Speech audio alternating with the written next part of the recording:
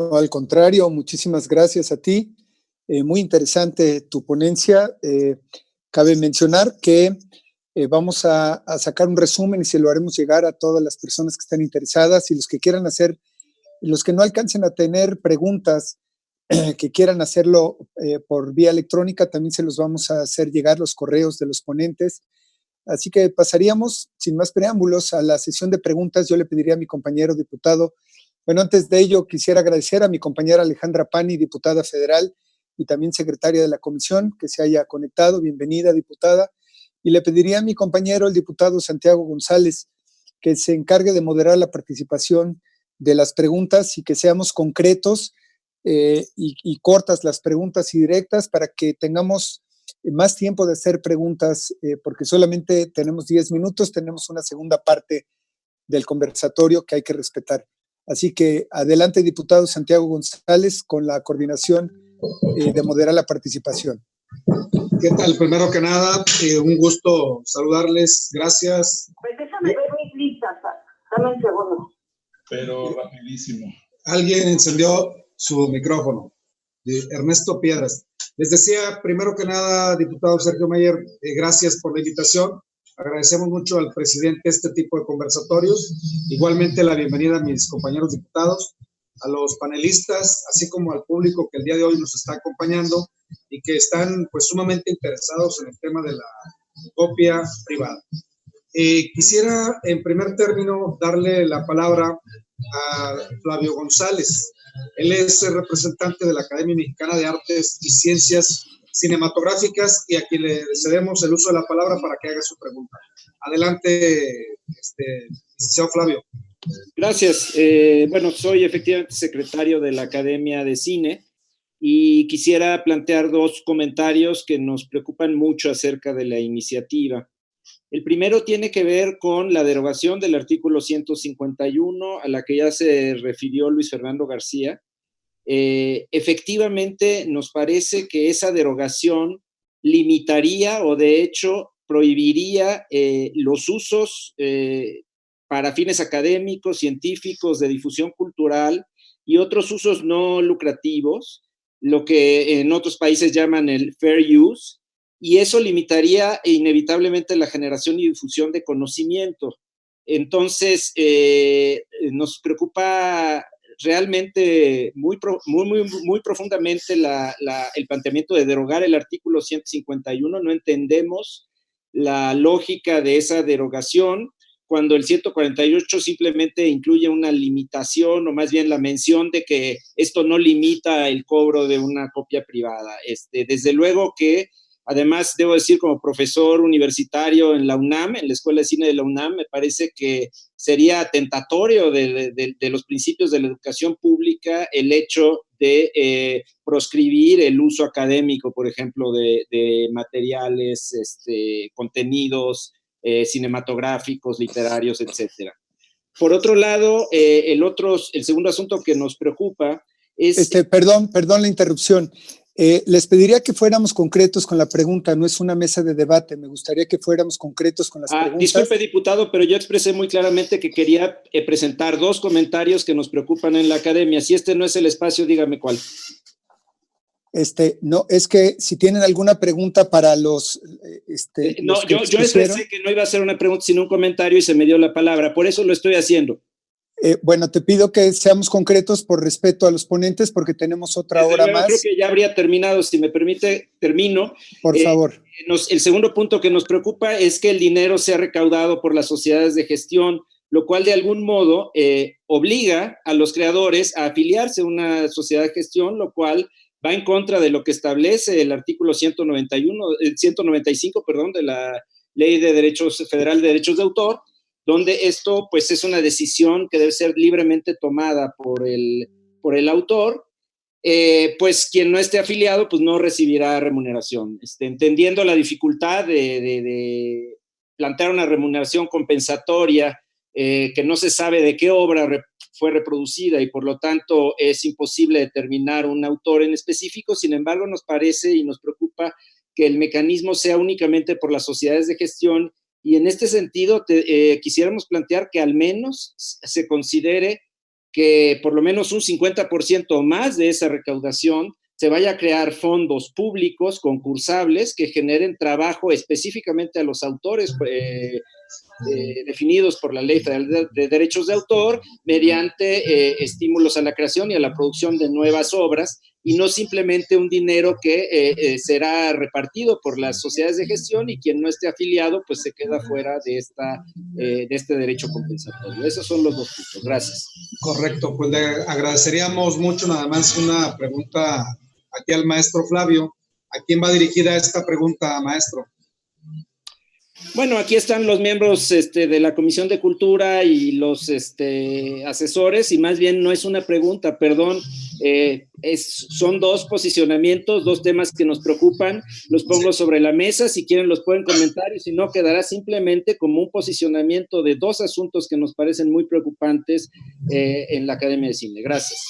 Pues le agradecemos bastante esta participación al maestro Flavio, y efectivamente fueron dos puntos de vista muy claros.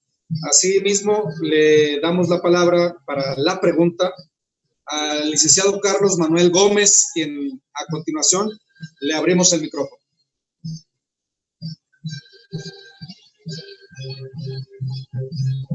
Hola, hola, gracias, muy amable.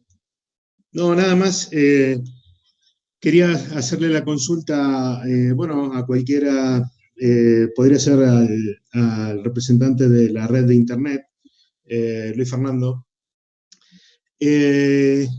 Estaba mirando los números y quería concretar cómo creen que afecte al proceso de comercialización de las obras, porque estaba haciendo un ejemplo, le planteo estos números concretos, ¿no? O sea, 99 pesos es lo que pagaría, según la iniciativa, un celular que hoy está alrededor de 20.000, entre 15 y 20.000 pesos en el mercado. Es decir, si va entre los 10 y 20.000 pesos, estamos hablando de entre 2,5 centésimas y media milésima del precio final. Cuando estamos viendo que incluso hay diferencias de precio del mismo producto ofrecido en diferentes distribuidores, diferencias de precios de alrededor de hasta 5.000 pesos en un mismo producto, vendido en Electra, en Amazon o en Liverpool. Es decir, hasta 50, 60 veces el costo que se está planteando para compensación de copia privada. Digo, en un mercado que tiene tanta competencia, tanta oferta de productos, realmente cómo podría llegar a afectar esto el precio final al público.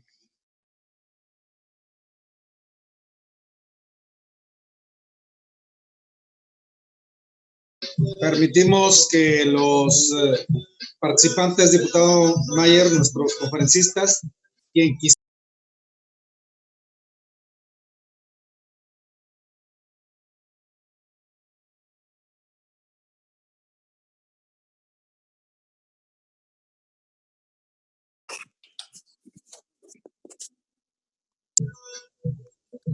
Bueno, ya recuperamos el audio. Preguntaba que si el maestro Quillosi o si algunos otros de los participantes, como Fernando García, el propio Julio César, pudieran responder la pregunta de Carlos Manuel. Adelante, tienen la palabra para poder dar esta respuesta concreta. Puedo contestar sin problema, solo que no estoy pudiendo activar mi video. Ahí no estamos deja, ya. Pero ahí no estás importa. Ya. Sí, se me escucha, no se me ve, pero no importa. La iniciativa no hace diferencia por el precio del dispositivo, sino por su capacidad de almacenamiento. Lo que implica que dispositivos muy caros y dispositivos más baratos, pero que tienen misma capacidad de almacenamiento, ciertamente entre un mismo modelo, más capacidad de almacenamiento es más cara, pero hay dispositivos que tienen una peor cámara, que tienen otras funcionalidades menores, que tienen la misma capacidad de almacenamiento que un dispositivo de gama alta. Entonces, tal vez para alguien que tiene dinero para gastar 20 y tantos mil pesos en un iPhone, no es considerable el aumento de precios. Pero para justamente las personas que son más de la mitad, hay un estudio de la propia Secretaría de Educación Pública publicado en las últimas semanas, de que más de la mitad de los niños mexicanos no tienen un dispositivo para conectarse a la educación en línea el día de hoy. Para esos niños, esos incrementos que para muchos de nosotros pueden ser nimios, sí significan la diferencia entre tener un dispositivo o no tener un dispositivo. Nosotros no estamos en contra de que haya, al contrario, queremos que haya un mayor impulso a la cultura. Estamos bastante preocupados por los recortes, por la austeridad, por la ausencia de una reforma fiscal que haga pagar a los que más tienen más dinero y que más dinero se destine a los autores y a la creación de obras y de ciencia, por supuesto. Esta no es la manera de hacerlo. Es una manera ineficiente, equivocada, poco transparente y que genera una afectación y atenta directamente con el derecho al acceso a las tecnologías de la información y la comunicación, que es un derecho constitucional establecido en el artículo 6 de nuestra Carta Magna, y también afecta el derecho al acceso a la cultura. Entonces, sí es considerable, y como he mencionado, y contrario a lo que dijo León Felipe, que yo respeto mucho, pero estoy en desacuerdo totalmente con todo lo que dijo, pero lo respeto mucho y hasta lo quiero, hay evidencia de cómo eso no es cierto. Y vayan ustedes mismos, vayan y comparen la tienda de Samsung y de Apple de Alemania y de México, compárenla. Van a ver que en todos los modelos hay un costo mucho mayor para los dispositivos, y es en gran parte por el canon digital, por la remuneración por copia privada que se establece en Alemania. Entonces, sí es fundamental. Hay otras maneras de hacer esto, hay otras maneras de apoyar a la cultura que no implican atentar y generar los obstáculos para reducir la brecha digital, y que verdaderamente no hacen que se pierda más de la mitad de lo recaudado en la gestión de lo recaudado, y que además con pocas garantías de que ese dinero verdaderamente va a permear a los propios autores. Creo que hay personas que están usando a los autores y sus intereses para obtener beneficios de otra índole, que creo que no son los pertinentes. Estamos totalmente dispuestos a trabajar con la Comisión en otras alternativas que verdaderamente apoyen la cultura y la ciencia en México. Muchísimas gracias. Yo agradezco mucho la propuesta de Julio César y le tomamos la palabra. Si nos haces llegar tus propuestas de cómo podemos ayudar y beneficiar a los creadores, la Comisión de Cultura está abierta, y para eso hacemos estos parlamentos abiertos y conversatorios. Así que será bienvenida tu propuesta para ver cómo podemos fortalecer y ayudar a los creativos en este tema.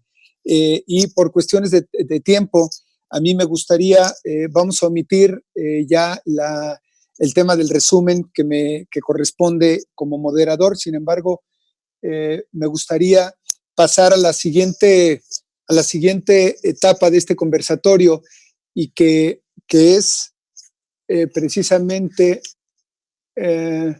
permítanme por favor, emitimos las conclusiones, y me gustaría que pasáramos al segundo conversatorio de esta segunda ronda para hablar de la visión de los gobiernos ante la copia privada, y agradecerles a nuestros ponentes anteriores. Aquí vamos a continuar trabajando, se les va a mandar resumen a todos, y me gustaría que para que entráramos a este tema, que es la visión del gobierno ante la copia privada, pues está con nosotros Emilio Saldaña Quiñones, quien es director de vinculación de YouGov y que es un apasionado de la red, y quien tiene pues su exposición hasta por 5 minutos, por favor. Adelante, Emilio. Gracias, diputado, y gracias a todas las asistentes y los asistentes que me permiten hacer el uso de la palabra y participar. Y agradezco mucho el tenor, en la calificación en la que puedo hacer esta participación, y es justamente en voz de los usuarios, o voz de usuarios comunes y corrientes por un lado, y por el otro compartir un poco la visión que desde la parte de gobierno puede existir cercano a la copia privada. Que comentar que desde hace más de 20 años que trabajo dedicado al desarrollo de tecnologías para la información y de soluciones basadas en este tipo de cuestiones, y principalmente concentrado en el impacto que el uso de este tipo de tecnologías le ha permitido al gobierno, el acercamiento en términos de cómo gestiona la operación interna, por un lado, y cómo gestiona y beneficia la relación con los ciudadanos, la consideración de los derechos básicos de los usuarios, la consideración de las herramientas, y que la sana utilización de estas herramientas derive en una sociedad del conocimiento sana, es uno de los temas que son más relevantes para mí. Y quiero comentar varias cosas en este sentido y, por supuesto, en respeto absoluto del tiempo que me permiten. Pero hace prácticamente 11 años, un grupo de usuarios, y incluido su servidor, nos levantábamos en armas digitales en contra de lo que parecía un intento por criminalizar al usuario como la primera de las fotografías que se tomaba cuando pretendíamos analizar el entorno digital. Entonces, utilicé una frase en una de mis participaciones en el Senado, diciendo que la crisis llega cuando lo viejo no termina de morir y lo nuevo no termina de nacer. Y durante muchas de las argumentaciones que estuvimos revisando, justamente notábamos que el problema que estábamos viendo en ese entonces tenía mucho que ver con que al usuario, a quien consumimos estos contenidos, se nos criminalizaba desde un principio. Y este es un tema que a mí particularmente, dentro de lo que hoy ustedes, expertos y que están legislando al respecto, están revisando, me ocuparía muchísimo el entender, y es lo que he estado escuchando y lo que he podido leer en la iniciativa. Este no es el caso. El caso en la criminalización de los usuarios no lo estamos viviendo en estos momentos con esta iniciativa. Sin embargo, también me parece importante que entendamos que en este entorno digital, si vamos a criminalizar esta cuestión, pues tenemos un problema de fondo y filosófico importante, porque Internet como herramienta, pues básicamente funciona como una máquina de copias para poder entregar los contenidos. Entonces, habíamos estado librando una batalla porque no había opciones. Hace años lo que no teníamos los usuarios era opciones, y el punto incluso no era llenar nuestros discos duros de películas y de MP3 y de fotografías, sino el poder tener acceso a estos contenidos, y no había estas opciones. Hoy, 10 años después, la comunidad en Internet contamos con opciones en las que incluso hacemos uso de estos contenidos, lo hacemos de manera libre, que no gratuita, y este es otro tema importante cuando estamos hablando del tema de copia privada, cómo entendemos los usuarios la apropiación o la propiedad de los contenidos con los que interactuamos todos los días. Y si bien el derecho de compartir el contenido, el derecho de copiar dentro del argot técnico como el inicio de un círculo virtuoso que genera más conocimiento y que genera y permite y fomenta el acceso a la sociedad del conocimiento, también hoy tenemos que darnos cuenta los usuarios de que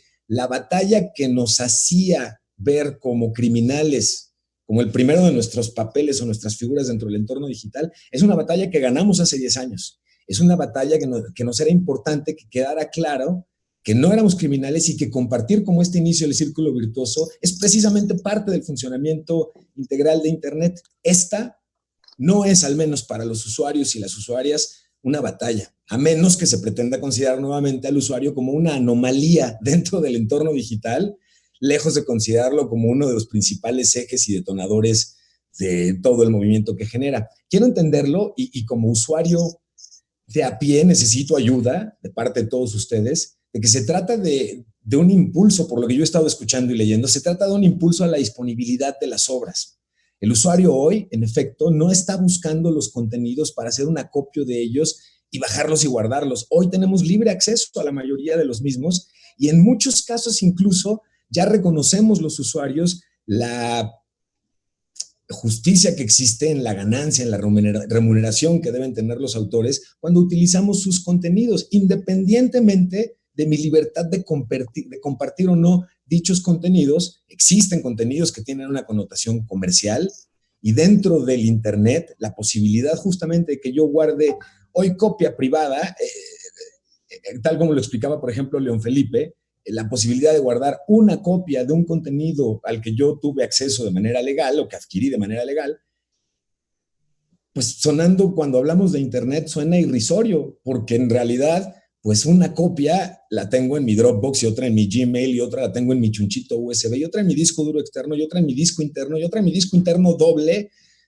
¿no? La flexibilidad que en términos del acceso a los contenidos la digitalidad ha permitido para los usuarios ha sido maravillosa. Para los gobiernos, la posibilidad de generar contenidos y que lleguen a la mayor cantidad de usuarios posibles es uno de los principios básicos que tiene el gobierno cuando intenta comunicar cualquier cosa. La utilización no legal, la reproducción o la comercialización no legal, o incluso la no autorización de acceso a este tipo de contenidos en el caso del gobierno es completamente pernicioso.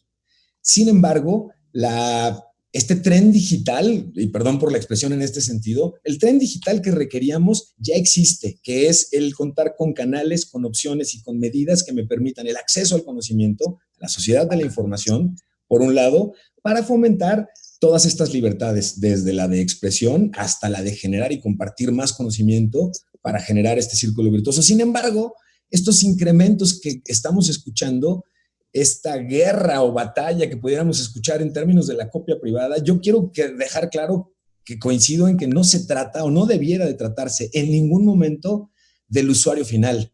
Veo más importante desde mi perspectiva la ausencia de posicionamientos por parte de los fabricantes. Yo estoy entendiendo y quiero entender que si bien la copia privada no es justificante justamente de la ilusión de medidas tecnológicas de protección, tampoco las afectan, y lo que me gustaría ver entonces es la responsabilidad por parte de los fabricantes para que en el caso de que la iniciativa que ustedes están impulsando proceda y eso vaya a ayudar a que los autores reciban una compensación que considero en todo caso justa, esta justicia no sea a costa de las libertades de los usuarios y por supuesto no sea a costa del bolsillo de los usuarios. Y en este último punto, con esto concluyo esta primera participación, me preocupa ver las distancias tan grandes que existen en las proporciones, las cantidades que en un momento dado se están compartiendo respecto a los montos que la copia privada podría generar en dispositivos. Si bien, como bien dice Luis Fernando, y coincido completamente con él, el incremento a los costos en todos los casos va a resultar siempre en una limitante para el acceso y la reducción de una brecha digital o tecnológica, también les pido que consideren que hoy mismo estamos viviendo en otro tenor legislativo, pues una iniciativa de ley que está buscando además incrementar un 30% de contenidos. Mi punto aquí es la carga que la copia privada pueda generar por el monto tan pequeño que nos están haciendo entender que representa. Yo esperaría que entonces, en todo caso, sea y quede absorbido por los fabricantes, los usuarios finales. Si yo ya pago mis licencias por tener acceso a Spotify, a Netflix y a todos ellos, y hago uso de mi derecho de copia privada, y al compartir, ya no estoy en un supuesto de cometer un acto ilegal, entonces yo vería positivo todo esto que estoy comentando, a reserva de que como usuarios finales nos ayuden a entender correctamente cómo van a estar las responsabilidades de cada quien al recibir esta compensación y cómo los usuarios quedamos en, quiero entender que sea transparente para nosotros. Yo sigo bajando, compartiendo, generando, y esto ya no suponga que estoy actuando en detrimento. Te agradecería si vamos concretando, Emilio, por favor, por el resto de los ponentes, por favor. Básicamente agradecer esta oportunidad y dejar estos comentarios para poder enriquecer. Gracias por esta oportunidad, señor. No, al contrario, agradecemos mucho tu participación, que es la parte también del usuario, de parte final del usuario. Y digo, ya al final lo comentaremos. Me llama mucho la atención cómo de alguna manera siguen hablando de que el usuario final es quien va a absorber este costo. He sido muy claro a ese respecto, pero bueno. Ahora le pido a nuestro amigo Kiyoshi Tsuru también, hasta por 5 minutos, que haga su participación con respecto a este tema, para poder pasar a nuestra ponencia magistral con J.D. Long.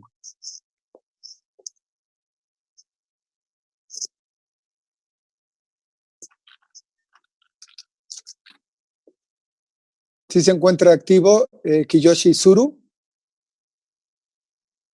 Sí, perdón, fui un loco, tenía yo el micrófono desarmado. Le decía, señor diputado, que voy a ser muy breve porque todos estamos esperando la ponencia de doña Heidi. Gracias.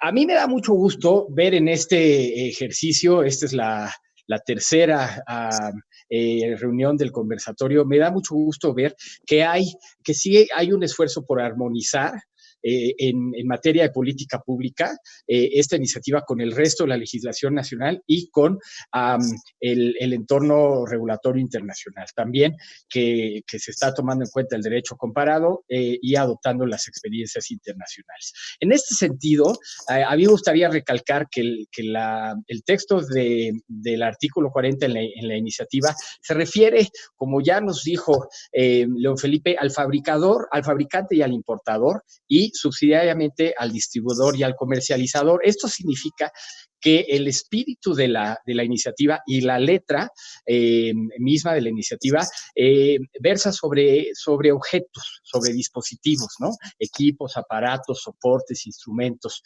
etcétera. Entonces, esto es sobre objetos. ¿Por qué lo digo? Porque es muy importante que esté esta iniciativa en consonancia con el artículo 19 del TEMEC, que se refiere a comercio digital, particularmente con los artículos 19.11 y 19.12, que establecen el libre tráfico transfronterizo de datos, y por eso es muy importante que al referirse a dispositivos que se comercializan en México, ¿no? La iniciativa es muy clara para decir objetos, dispositivos que se fabrican, que se importan y subsidiariamente que se distribuyen y se comercializan, pero en México. Entonces, esto entra en consonancia con el 19.11 y el 19.12 del TEMEC, porque no afecta el tráfico transfronterizo de información de manera libre y no requiere que una instalación de cómputo esté ubicada en territorio nacional, ¿no? Entonces, esto es muy importante que se respeten y que se implementen estas dos disposiciones del TEMEC, y afortunadamente esta iniciativa vive en armonía con ellos. Recalcando que la copia tiene que ser sobre obras legítimamente obtenidas, esta reforma cae en plena consonancia con el 148, porque como el 148 dice que no se afecte la explotación normal de la obra, lo mismo que dicen todos nuestros tratados de libre comercio, 3 decenas de tratados de libre comercio al incorporar el convenio de Berna, es importante también que haya esta armonía entre su iniciativa y el hecho de que las copias de obras tienen que ser sobre obras legítimamente obtenidas. Finalmente, esto me parece a mí muy importante. Las medidas tecnológicas de protección y la información sobre gestión de derechos derivados del artículo 2066 o 2067, dependiendo si es la versión de Estados Unidos o la de México, podrían ser un instrumento que ayudara a conformar, comprobar la seguridad, la transparencia, la certeza para todos, para titulares y para usuarios. ¿Por qué? Porque al usar IGNs y MTPs se puede dar una herramienta que coadyuve a contabilizar las regalías, a enterar a los autores y a los titulares de conexos estas regalías, y por qué no al indautor y a las sociedades de gestión colectiva y a las sociedades de usuarios a ir llevando un análisis estadístico sobre cuáles son las obras objeto de la reproducción. Como ustedes recordarán, la información sobre gestión de derechos y las medidas tecnológicas de protección van guardando un registro de quién y cómo está realizando la reproducción, ¿no? Entonces, para aquellos en el chat que preguntan sobre cómo sucede esta repartición de las regalías, yo me atrevería a decir que se hace de una manera transparente a través de las sociedades de gestión colectiva, y que utilizando MTPs e IGNs podría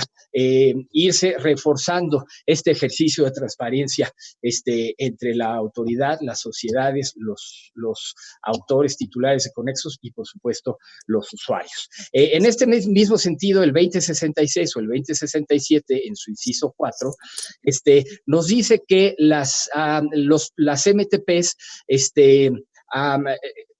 tienen unas excepciones específicas, es decir, es un sistema de números clausus, solamente aquellas excepciones que están en el listado del 2066 o 2067.4, que puede ser la ingeniería inversa, la realización de investigación que no implica una infracción a derechos, el filtro para el acceso a menores que no tengan que acceder a materiales contrarios a los buenos usos y costumbres, etcétera. Entonces, aquí también es importante ver que tanto en el texto de la iniciativa como en la política pública podemos encontrar una armonía y una consonancia, en el sentido de que esta reforma del artículo 40 no significa que esta remuneración compensatoria constituya una excepción a las medidas tecnológicas de protección. Es, en otras palabras, que la existencia de esta nueva figura de la remuneración compensatoria no afecta en ninguna medida, no permite y no exceptúa la responsabilidad por la elusión a medidas tecnológicas de protección derivadas del TEMEC. Entonces aquí también pueden compaginarse perfectamente. Muchas gracias, señor diputado. Muchas gracias, Kiyoshi. Y bueno, finalmente, para concretar, creo que todos hemos estado esperando. Yo me congratulo de tener con nosotros en esta ponencia, en esta mesa de trabajo, y le voy a pedir, por supuesto, a nuestra ponente, J.D. Lung, quien es consejera principal de la División de Derecho de Autor, Sector de la Cultura y las Industrias Creativas en la Organización Mundial de la Propiedad Intelectual, OMPI, pues que nos presente su ponencia magistral. Te agradecerte, Heidi, sabes, hemos estado trabajando con ella también el tema del Tratado de Beijing, que eso será tema de otra ponencia, pero agradecerte tu tiempo, tu disposición y bienvenida. Muchísimas gracias. Gracias por esta invitación, señor diputado Sergio Mayer. Es un placer saludarle nuevamente, luego de nuestra visita presencial en aquel entonces a su Cámara de Diputados en septiembre del año pasado, cuando efectivamente nos expresó su incondicional apoyo a la ratificación por parte de México del Tratado de Beijing sobre interpretaciones y ejecuciones audiovisuales, tratado que entró en vigor el 28 de abril pasado. Y hoy deseamos simplemente felicitarle por su compromiso en áreas de la protección de los creadores y la creatividad, y en específico por esta iniciativa que ha denominado usted Retribución a la Creatividad y Derechos de Autor. Una iniciativa que coincidencialmente pensamos va a la par de nuestra misión como agencia del Sistema de Naciones Unidas, la cual es llevar el desarrollo de un sistema internacional de propiedad intelectual equilibrado y eficaz, y que permita la innovación y la creatividad en beneficio de todos. Por parte de la OMPI, nosotros hemos seguido muy de cerca las discusiones precedentes, tanto en las semanas pasadas como en las de hoy, enfocadas en la visión de los usuarios y ahora en la visión de los gobiernos. Y pienso que sería simplemente práctico resumir mi presentación a tres cuestiones fundamentales, tres preguntas fundamentales. Seguramente la audiencia tendrá otras preguntas y con gusto trataré de responderlas al final de esta sesión junto con los otros ponentes. La primera cuestión es el marco internacional. ¿Está esta propuesta realmente marcada dentro de los tratados internacionales, particularmente aquellos que están ratificados por México? Y mi respuesta es sí. En el ámbito internacional del derecho de autor se considera como utilización libre el uso de las obras u objetos protegidos por derechos conexos con fines privados, personales y no comerciales. Cuando digo uso, no solamente me refiero a la reproducción, sino también a otros usos, como pueden ser la traducción, la adaptación, etc. Ahora bien, en determinados casos, ese uso privado puede estar sometido a una limitación. Estamos hablando de una limitación al derecho de autor, tomando la forma de una remuneración. ¿Y cuál es el origen de ello? El origen de ello es la llamada prueba de los 3 pasos, que ha sido mencionada en las presentaciones anteriores. Esta prueba de los 3 pasos está consagrada en el artículo 9.2 del Convenio de Berna, convenio que fue ratificado por México en 1967, pero también en otros tratados relativamente más recientes, como es el WST, el Tratado de Derecho a Autor, y el Tratado sobre Interpretación, Ejecución y Fonogramas, el WST y el WPT, llamados los Tratados de Internet de la OMPI, que fueron también ratificados por México en el año 2000 y 1999 respectivamente, pero que entraron en vigor para México en el 2002. E incluso esta prueba de los 3 pasos está incluida en el Tratado de Beijing que mencionamos anteriormente. Aparte de estos tratados que son administrados por la OMPI, también la prueba de los 3 pasos se encuentra consagrada en un cuerpo normativo llamado el Acuerdo de los APIC, que es el acuerdo que rige para los miembros de la Organización Mundial del Comercio. México también es miembro de esta organización. Y esto significa, o qué nos dice esta prueba de los 3 pasos, nos dice, por ejemplo, que en el caso de la reproducción, cualquier excepción o limitación solo puede producirse en casos especiales y no deben atentar contra la explotación normal de la obra u objetos de derechos conexos, y no debe perjudicar de forma injustificada los intereses legítimos de los titulares del derecho.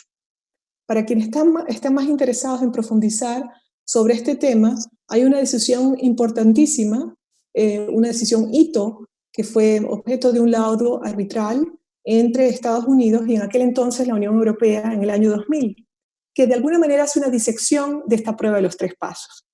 Ya se los mencioné, el primer criterio es la prueba, el primer paso es que cualquier limitación o excepción debe constituir un caso especial.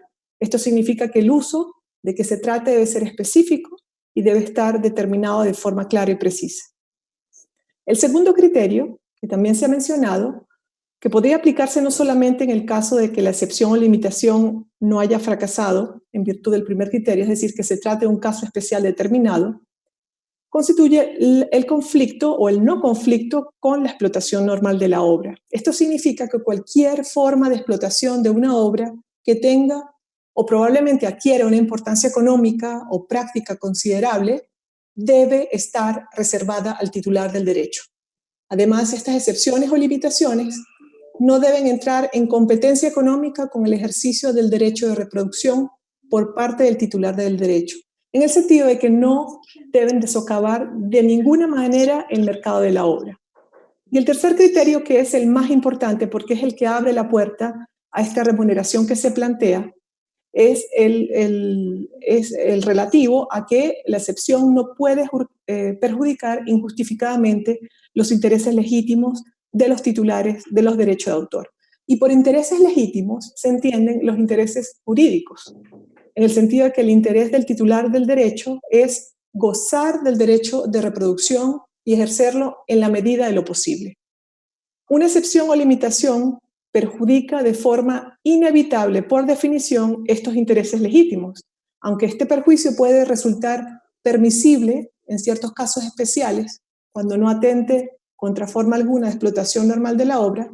Sin embargo, debe ser razonable en el sentido de que no debe superar un cierto nivel de perjuicio que todavía pueda justificarse, habida cuenta de las razones subyacentes de orden público, cuando sean de carácter especial y estén bien fundamentadas. Una segunda cuestión es, para esta audiencia, sería preguntarle a la OMPI si el establecimiento de sistemas de copia privada es una cuestión zanjada a nivel internacional. No. Los sistemas de compensación por copia privada en el mundo no son incuestionables. Los gobiernos, la industria, los consumidores y los titulares de derecho son parte de estos procesos dinámicos de adaptación a la globalización del uso de los contenidos protegidos, sobre todo en el ambiente digital.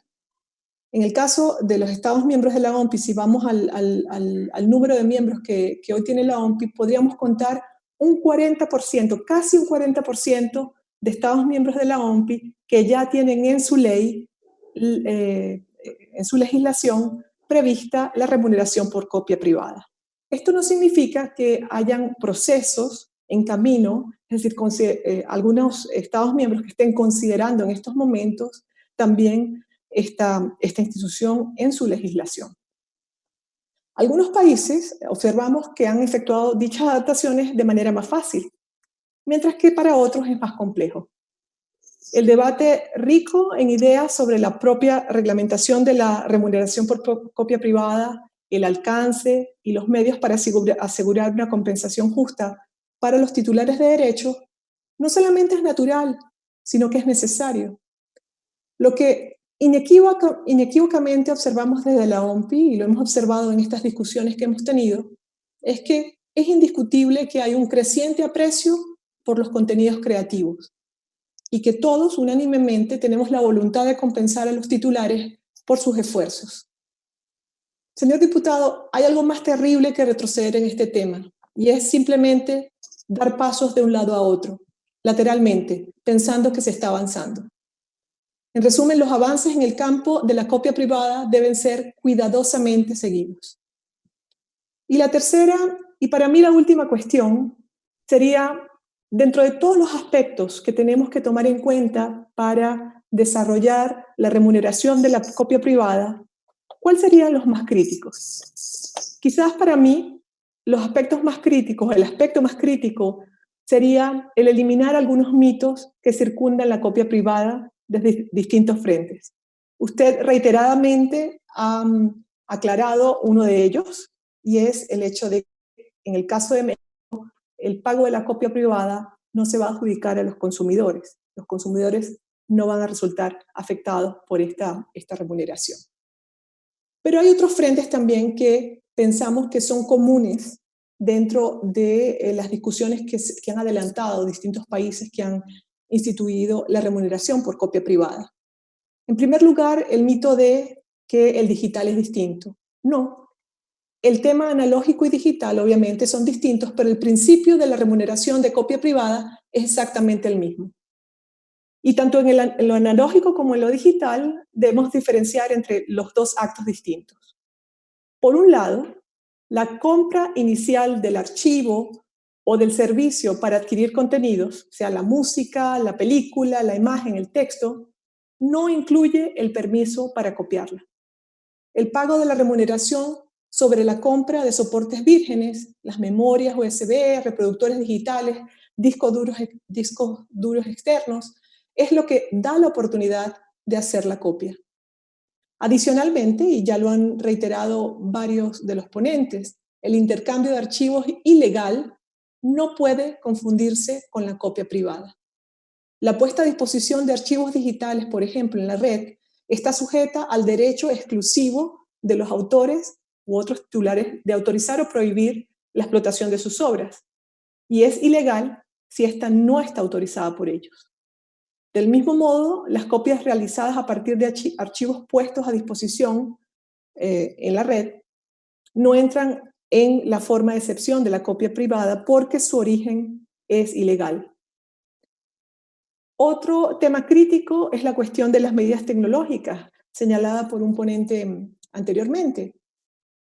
La excepción de copia privada no es una licencia para hacer copias indefinidamente sin compensación.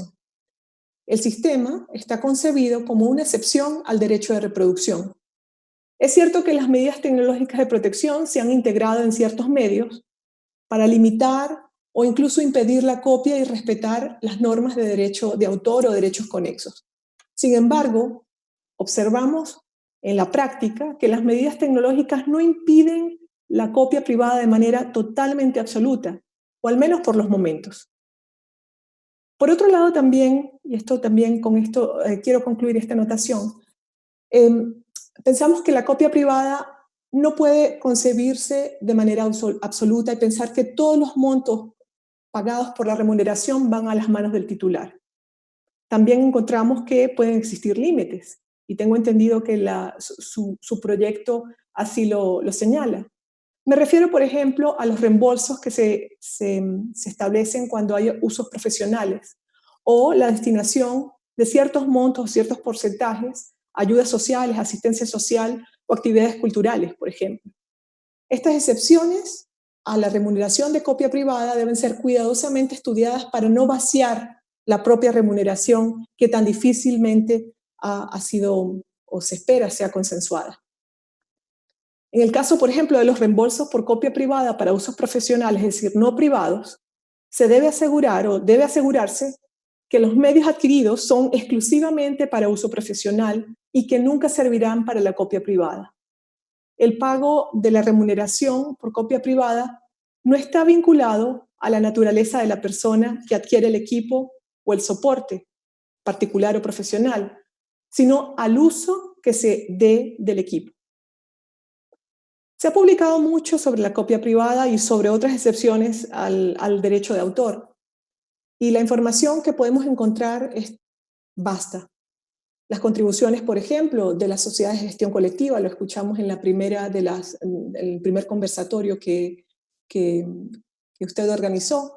Hay muchísimas actas y muchísima información producida, por ejemplo, por la Unión Europea, camino a dar directrices a sus Estados miembros de la manera como considerar la remuneración por copia privada, pero también una rica y vasta producción de parte de los organismos de investigación y de la propia academia.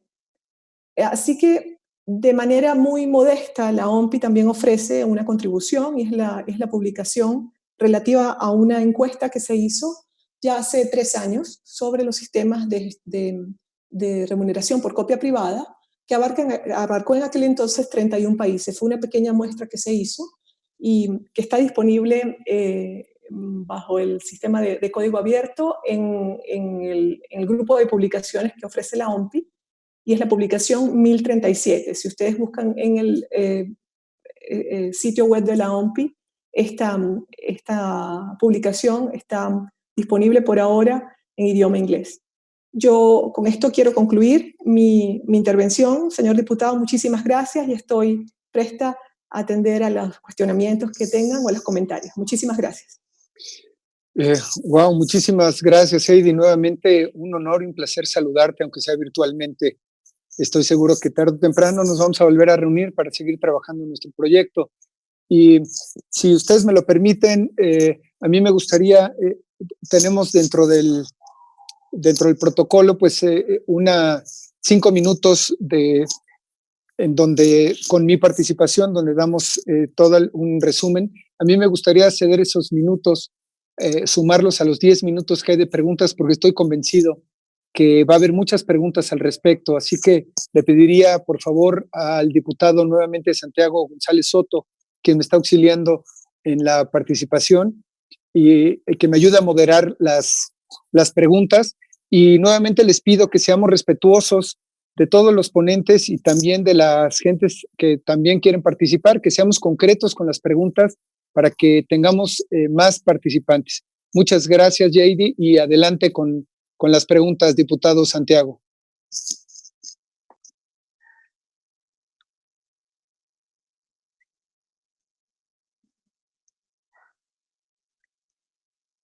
Bueno, nuevamente le agradecemos al diputado presidente Sergio Mayer el haber invitado aquí a la maestra JD, muy ilustrativa su presentación. Tenemos una pregunta de parte de Irene Soria en YouTube. Ella le pregunta al maestro Kiyoshi si los fabricantes disminuyen la capacidad de almacenamiento de dispositivos. ¿Esto implicaría mayor costo? ¿Cómo garantizamos que un joven pueda adquirir uno de esos dispositivos? ¿Realmente aumentaría la brecha? Esa es la pregunta para el maestro Kiyoshi. Gracias. Muchas gracias, diputado González Soto. Aquí quisiera pedirle a León Felipe, que claramente conoce más de la materia que yo, que me ayudara a complementar, pero lo que está haciendo esta iniciativa es conceptualmente establecer el principio de remuneración compensatoria.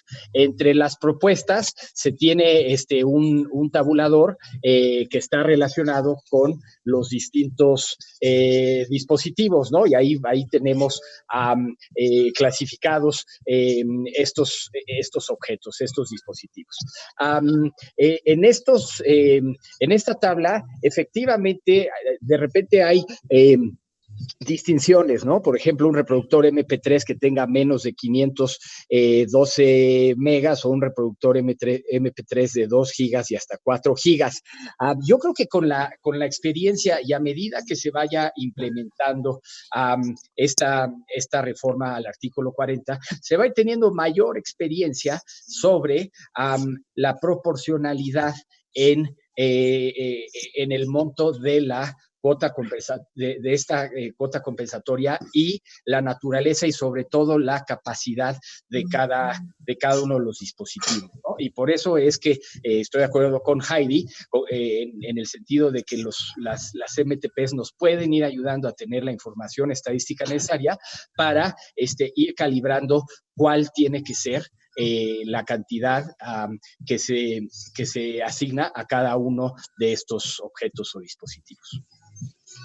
Le agradecemos bastante al maestro Kiyoshi. De igual manera, responder esta pregunta a Carlos Manuel Gómez le dejamos el uso de la palabra.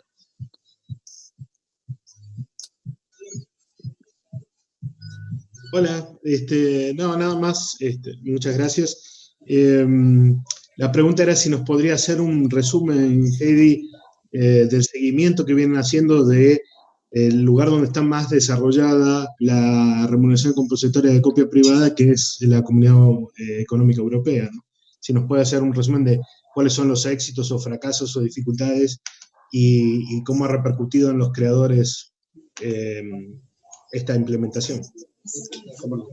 Pues le damos la palabra a la maestra JD para que nos pueda responder esto que señala Carlos Manuel. Muchísimas gracias. Sí, sin duda alguna, la Unión Europea es la que nos puede dar, transmitir mayores experiencias sobre el tema. También es útil también aclarar que los procesos no han sido fáciles en la Unión Europea. Estamos hablando del primer país en los 60, Alemania, que instituyó esta remuneración, pero poco a poco fueron otros países que se fueron,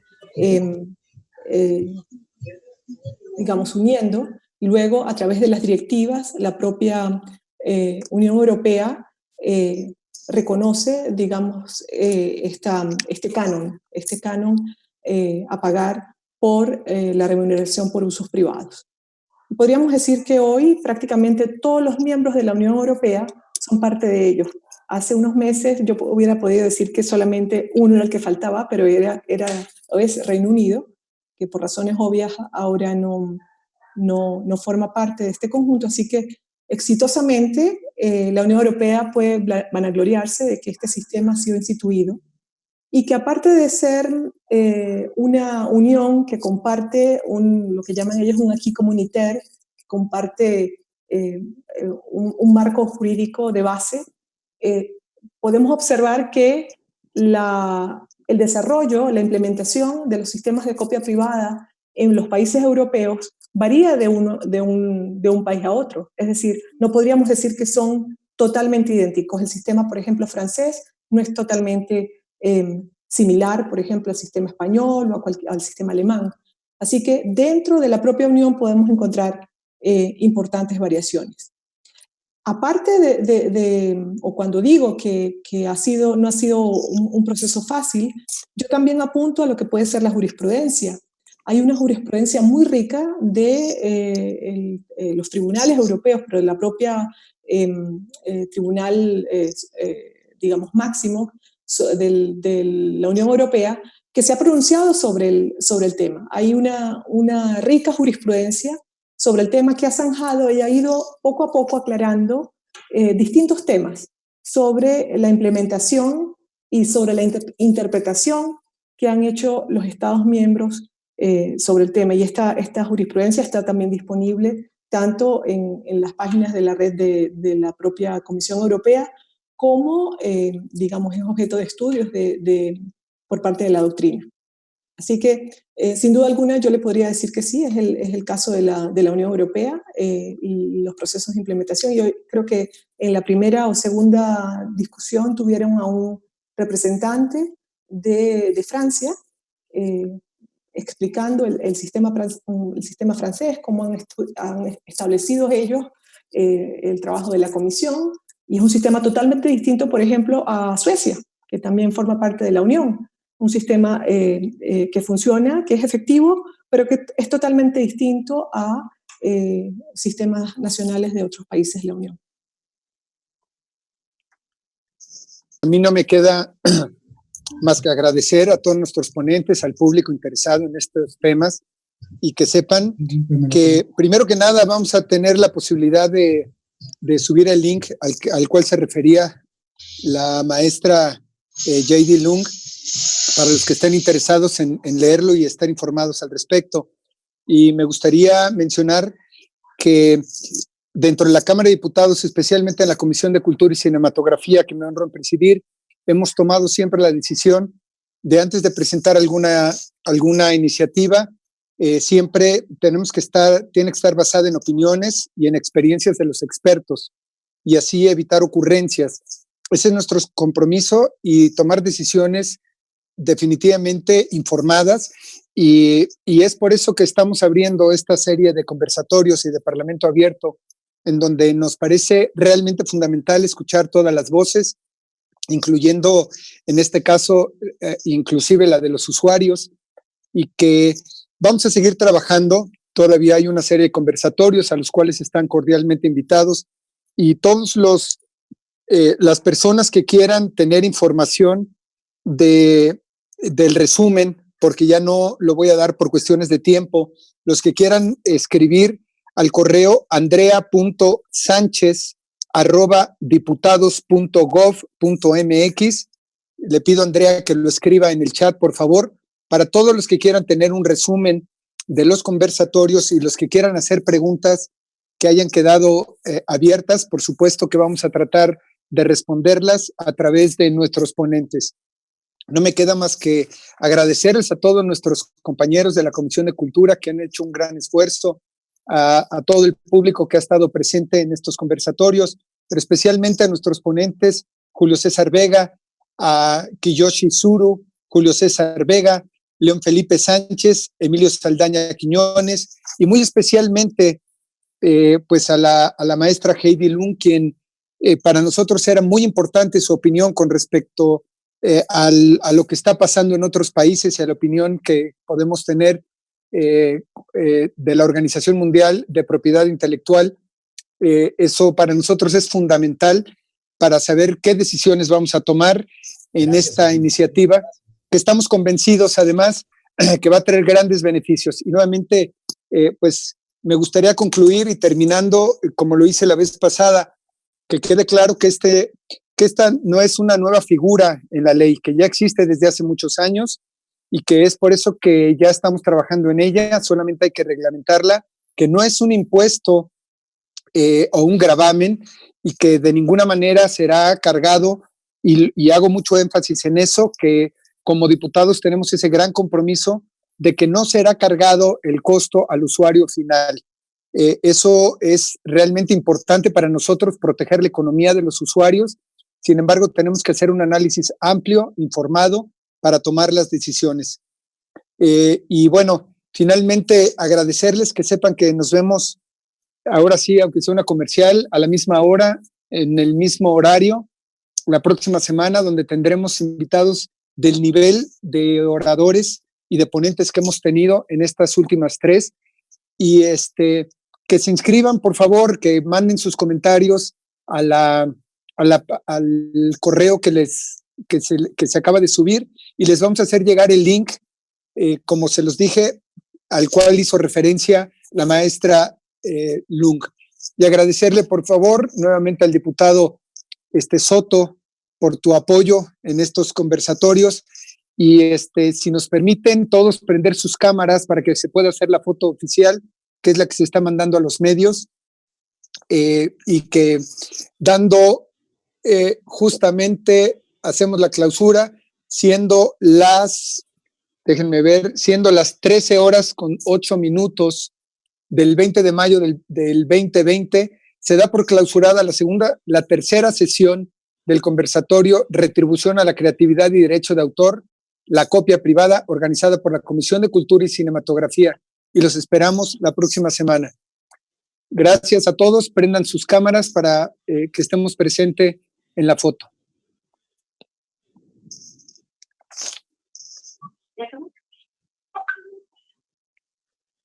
No me dejan la host activar mi cámara. Si nos ayudas, Andrea, si nos ayudas a liberar para que puedan prender todas sus cámaras, te lo voy a agradecer. Yo les ofrezco una disculpa porque estamos todos conociendo parte de la tecnología, cómo se maneja esto.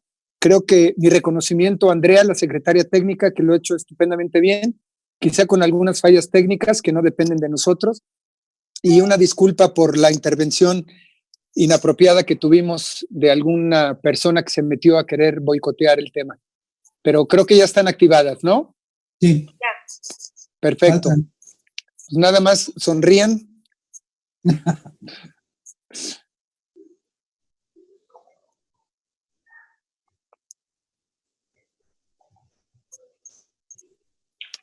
Listo.